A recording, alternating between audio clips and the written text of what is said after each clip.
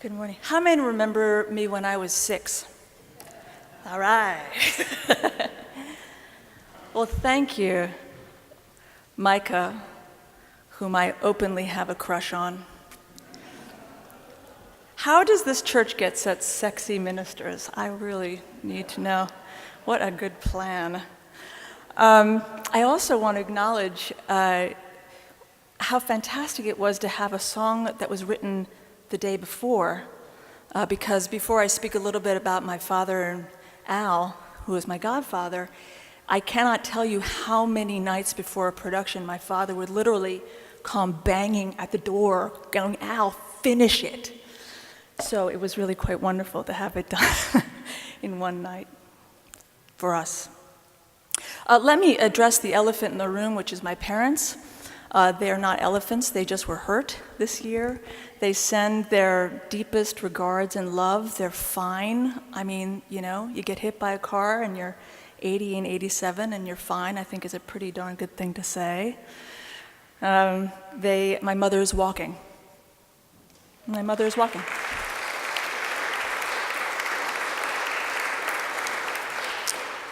Now, how she gets to walking is probably part of this story, which I'll have to put glasses on to tell you a little bit about, but not much. I won't go into great detail, but if you know my mom, you knew she was going to walk.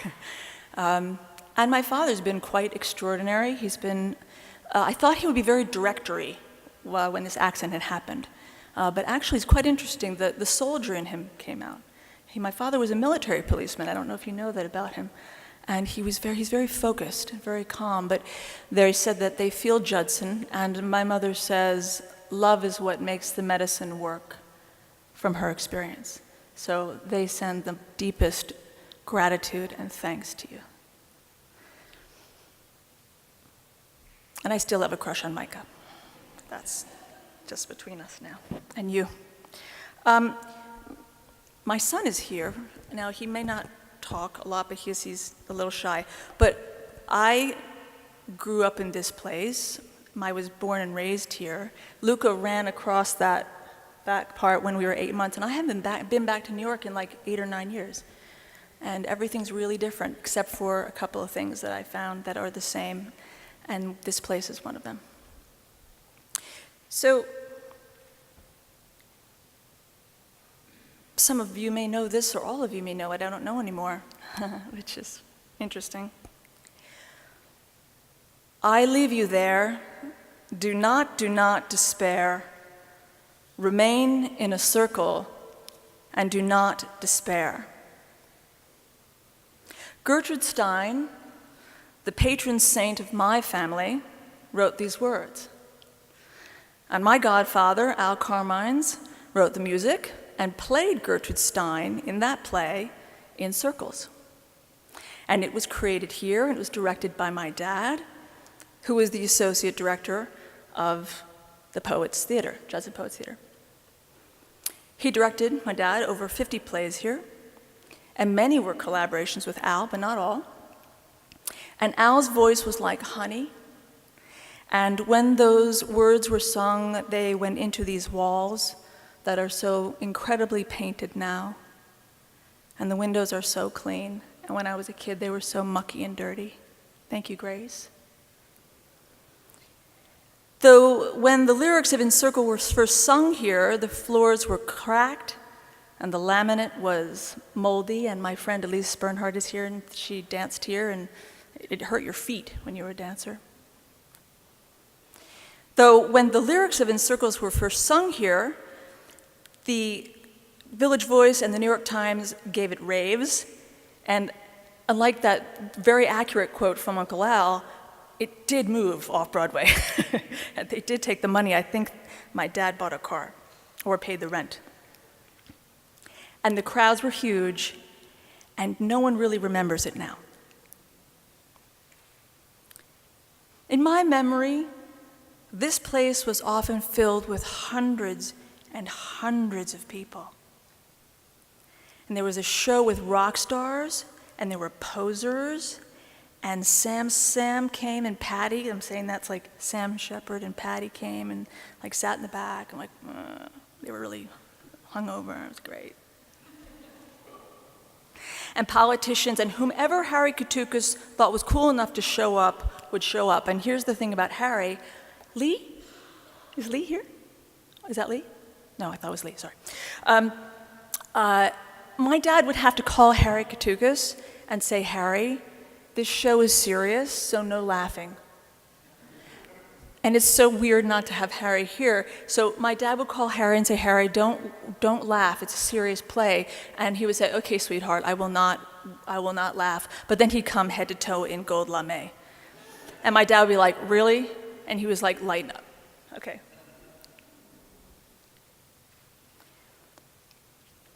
It was a hot and smoldering scene with shows that my dad nearly got carted off to jail for, seriously. Or perhaps could have, including a production of Dracula Sabbat, written by the late playwright Leon Katz, which was a full nude satanic mass celebrating our Lord God Dracula. Yeah?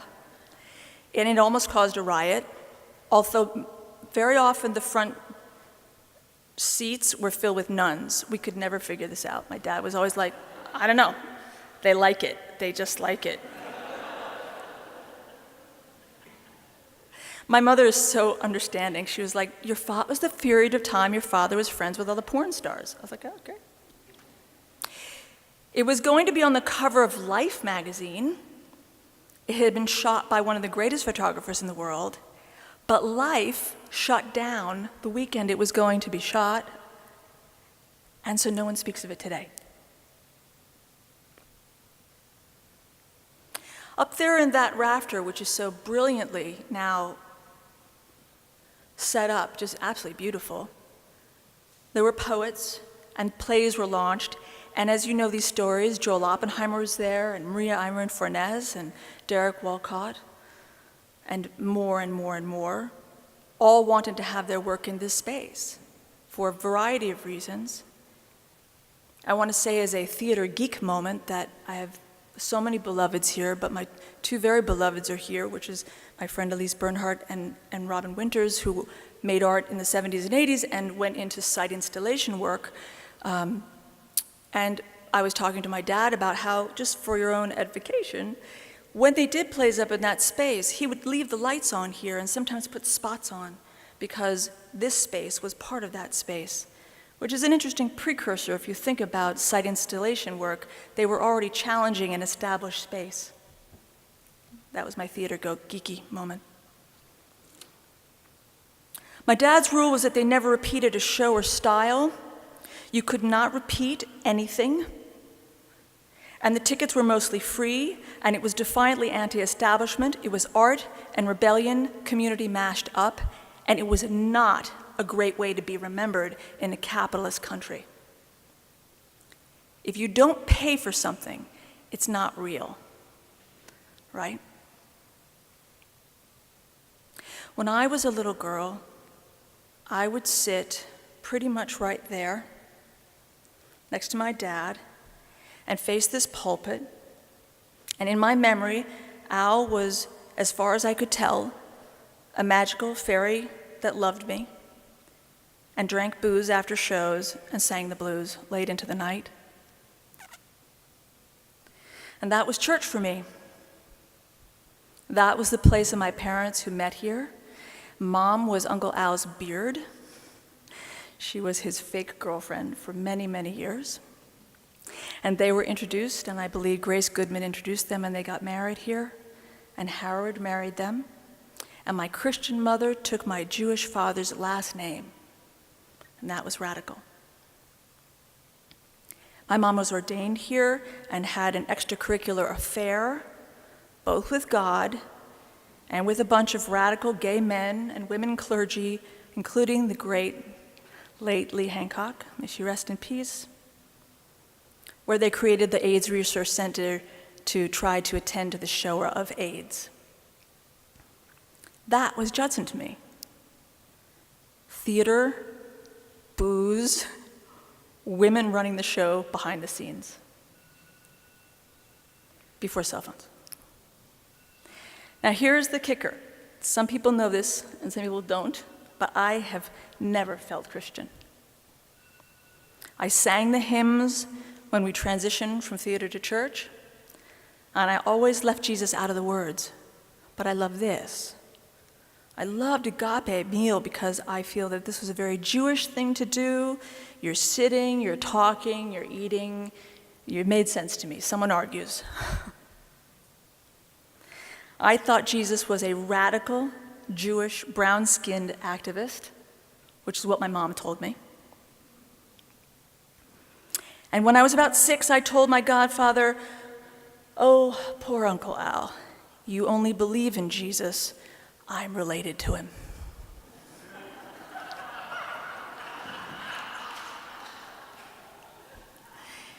He laughed, and I was right. I was an outsider within myself, in a church filled with outsiders, with art that burned like a mad bush. And like the history of God, Ruach, the great unknown, whatever, there are revisions and cuts to the story. And that is the case, even here in this marvelous place. We have kept and revised history, and that's human, but it's complicated. In this remarkably dangerous time we live in, we are looking at our relationship to truth and memory. In this very moment, we live in the dissonance of lies, while butting up against our own complicity in systemic racism, homophobia, sexism, and fear of the non-normal, even in ourselves. And as this relates to the arts, we are the only country, at least correct me if I'm wrong, but I believe we are the only country in the world without a minister of culture. That's your job now, Micah. So perhaps we are a culturalist child. Does this mean that we've had to make up our cultures of art over and over again? And things get lost? And in our memory become more political than we like to believe? This pattern leads to complicated things like having had a theater here at Judson and it's largely forgotten. Or as my father would say, no blame. Or rather, it's not on Google. Yet in fact, the theater here influenced a generation of theater artists like Peter Brooks and Nader Shaban and Twyla Tharp and others. And I've struggled with this disappearance of history. And I've found insight and comfort from much of the Jewish and Sufi practices that I have committed to, which I'd like to share with you. The great mystic and theologian Abraham Heschel writes of this idea of the sacred space, which has the concepts of mitzvah and awe mixed together. I don't have to explain mitzvah to this group. Heschel's take is that we must create an invisible, weekly architecture of grace in which we fill ourselves up with meaning so we can create more energy to do mitzvot, the act of giving without taking. It's a central premise of this community, by nature, though I don't remember us talking about Heschel as a kid. I remember art and artists and my dad chain smoking here, right here.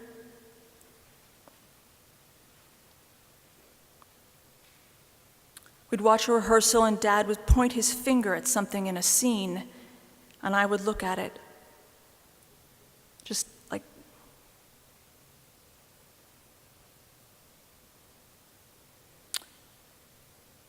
and later he would do it again. We would be watching, but we'd be facing this way, and he'd go. It was constant. He'd point, and I'd look, and then I realized he was training my eye. And years later, he gave me a yellow pad to take notes, and soon after, I would give him ideas, and they would make their way into a play. and no one knew what I was learning or what I had whispered. At that point, it was art. It was mitvot. It was sacred space. That level of grace is hard to archive, let alone market. That level of grace is built into the apprenticeship embedded in the theater. Though back then we didn't have selfies to capture it. Though it's real, it's in the DNA of this place now. Though I was a normal, ungrateful little punk, I believed I grew up in a magic place, yet when I was 15, I went with my friend Liz Thompson, who's a kid that grew up here too, and we did a kids' service in the back garden. Does that still happen? I don't know. We told the congregation to uniformedly shove it. We set a huge boombox before everyone, and like a defiant monster, it blasted out a song. It must have been roughly 1984, and we'd had it with this place. I had just returned from a summer at the Bread and Puppet Theater where I was interned, and Grace Paley kept an eye on us. And there were rebels from El Salvador who wore masks and made bread and posters, and we made art in the forests, which thousands of people saw. And we were also an audience of 5 sometimes, buried in the trees, and I returned to New York convinced that this place was elitist crap. That's kind of funny now. That art, for art's sake, meant little or nothing to do with those dying of AIDS. My mentors, my family, my future was dying.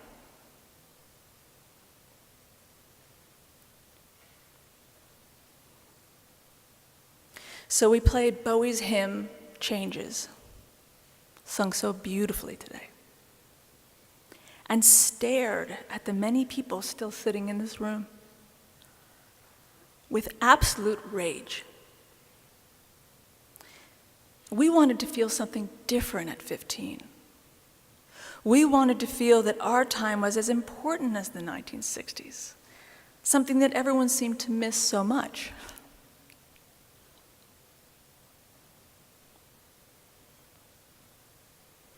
We did not know about ACT UP yet. Uncle Al was not yet dead. We were teenagers rebelling in a community of rebels. I mean, what do you do with that? And it felt so good, until it felt so wrong. Within an hour, after projecting our anger all over, the look in the eyes of hurt in so many people was a lesson in ego. We'd hurt those we loved. I still feel bad about it. We were hurt because our magic place was hurt. And it was hard to be defiant, though looking back, perhaps it needed to be said. We were saying, we are here now, we are frustrated, this is our time, so please, what are we meant to do? There is no video of the sermon. It is gone, yet we were still loved. And this was a very public display of anger, and it was defining for me.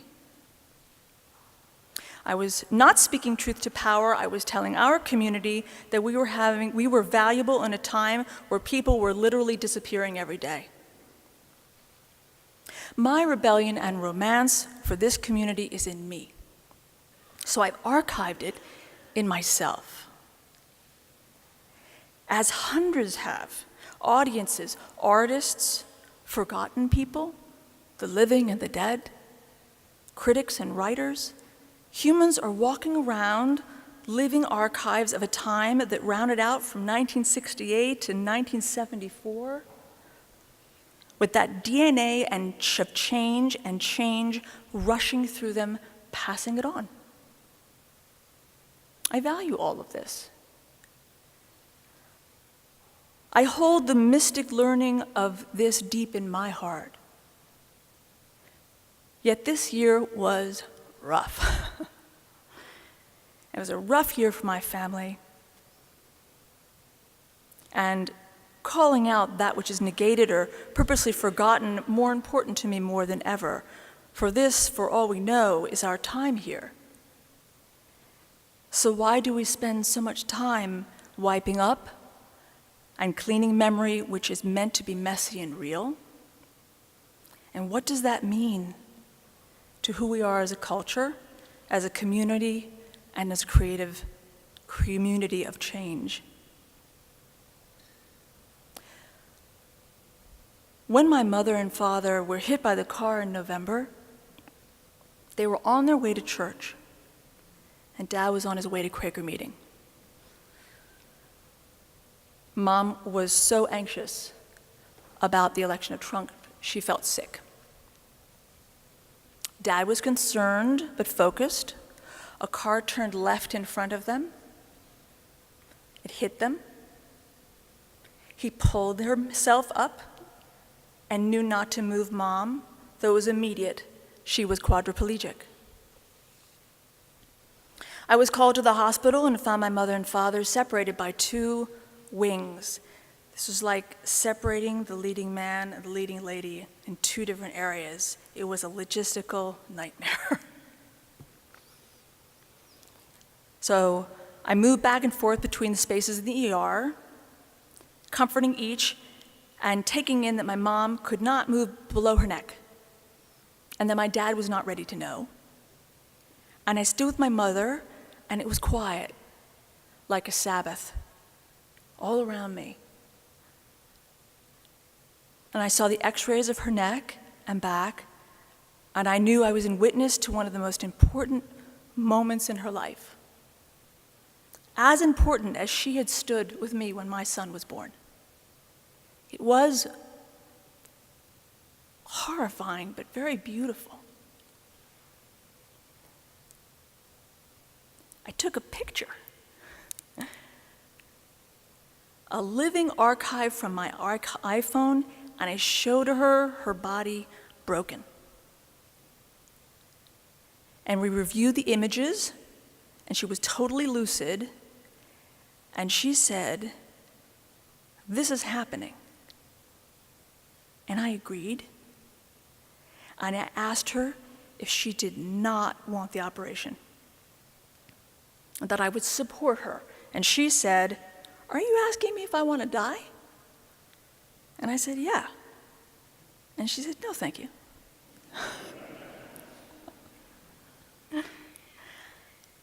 I asked her, why? And she thought about it. I said, "Why do you want to live?" And she said, after a long time thinking about it, "For myself." And I said, "Okay." And then she said, wait. She couldn't move her hand, but it would have been like, wait. And she said, "Also, I want to upstage Trump."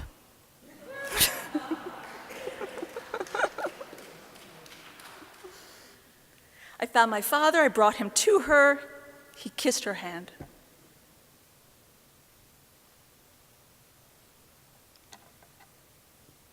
She smiled and said, "I'll be back." No one was there for that. I've had to tell my mother the story because she kind of remembers it, yet later, when they both had operations for this, like 4-act play of 72 hours of a combination of both Wagner and Chance Dance by Merce Cunningham, it was completely insane.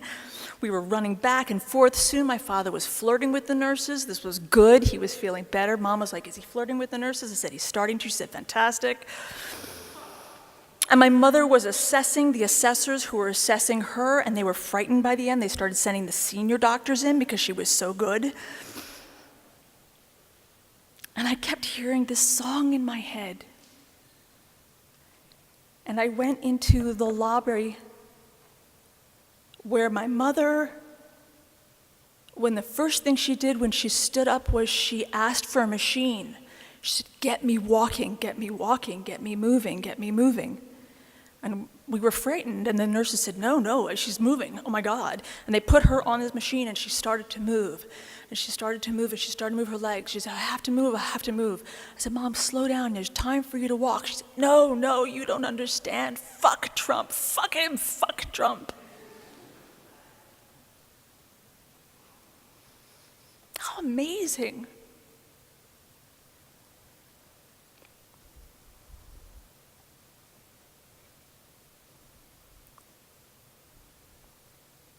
And what was going through my mind in the hallway was this space.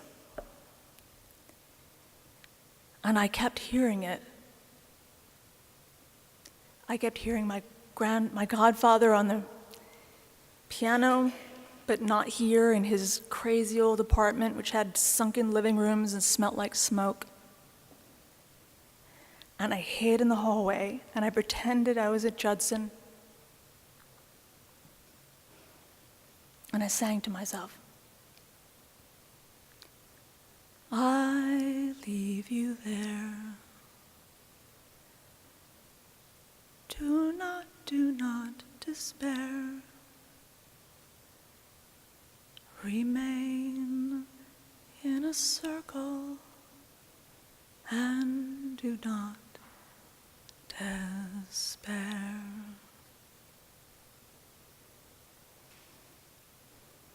We cannot curate everything. We cannot archive everything. We cannot own our past or our memory, but we should try to remember that which we try to forget.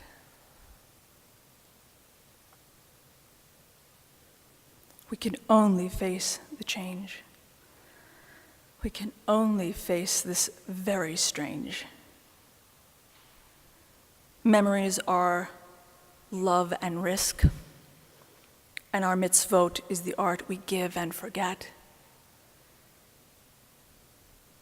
We must remember in this great, fierce circle.